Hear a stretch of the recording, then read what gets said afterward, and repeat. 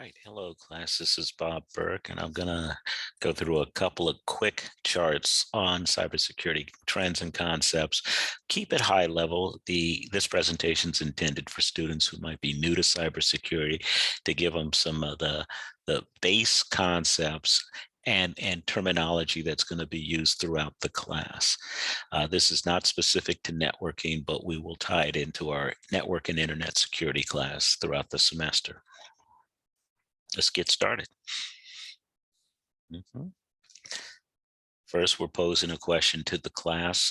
I won't get into discussion, but we're asking the class to think about why is cybersecurity important? And then more specifically, why is the class we're in, internet and network security, such an important part of cybersecurity? So please think on that. We'll discuss that in class. This module will go through a couple of key concepts. We'll pick them up in each chart, but we'll talk about threats, attack surfaces. We'll talk about CIA, which is confidentiality, integrity, and availability. We'll talk about identity, which is authentication, authorization, and accounting. And then finally, the elements of risk. But the couple of concepts you'll see pop up a couple of places, and we want you to become familiar with what's the difference and how do we apply those concepts. So we'll go down the list real quickly. An asset. An asset is something that has value, something we need to protect. A threat is a potential loss or cause of loss or impact to that asset.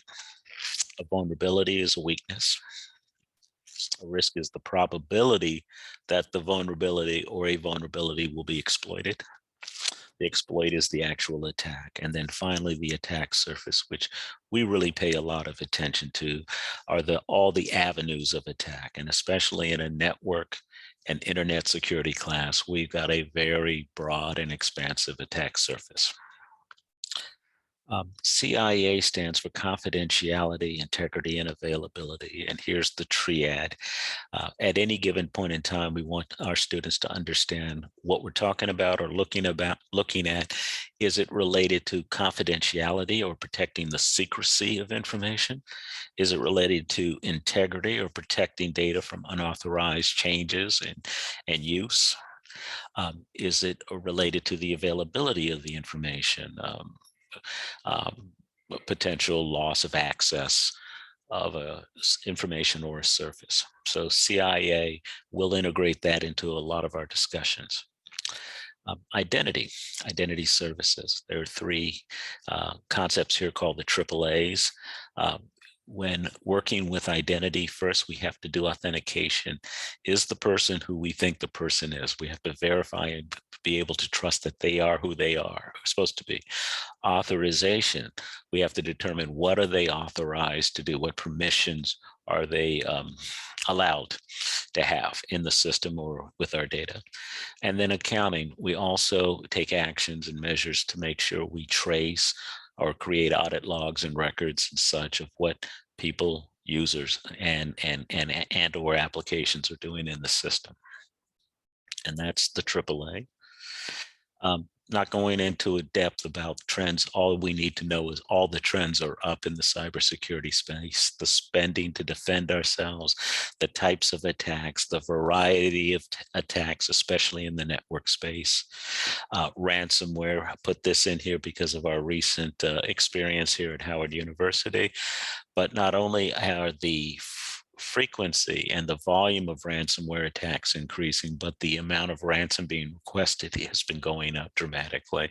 The attackers seem to be going after higher visibility, higher wealth targets. So it's not just you and me, but rather they're going after organizations, large organizations that have a public image to protect. And what's interesting about ransomware is oftentimes we will never hear what happened, if the ransom was paid or how much was paid. Oftentimes the messaging is tightly controlled. Then finally, malware, viruses. This has been around forever. I think you can see as the cost and the infection rate continues to go up. But we want to remind everybody, we all have to be diligent to make sure we don't click on strange emails or strange websites, and we update our antivirus and we do our patching and all the right things, use strong passwords, that we maintain strong cyber hygiene to protect ourselves, our systems, and our network connected resources. Finally, the attack space or the attack surface. We can see all the variables that are driving up the expansion of the attack surface, the number of users, the number of devices, the number of network connections, the amount of traffic, and the amount of data. All that is exploding exponentially. And that's good. That's good for business. That's good for people making their lives better. But it increases, if we will, the surface on which a cyber attack can occur. Data breaches. I'm not going to spend much time on this, but over the many years, data continues to be breached, stolen, and used for nefarious reasons. So space that we're going to continue to walk. Oftentimes the access to this data occurred through some kind of a network vulnerability. So that might be our tie-in. Finally, risk. What are the elements of risk? And many of these we've already talked about. The threat and the threat actors. That's the bad things and the bad people. The assets, those things that have value. The vulnerabilities or the weaknesses. The risk is the probability, and the exploit is the actual attack. So we will talk about what's going on at any given time. Is it a potential attack? Is it an actual attack? Is it a risk? Is it a weakness? So we want to make sure we put the right terminology around what we're looking at any given time. Then finally, on the defensive end, essentially when actions are taken, we like to group them. Are they preventative or are they detection actions? Detection being we've got to detect the problem that's already occurred, we've got to respond, and we've got to recover.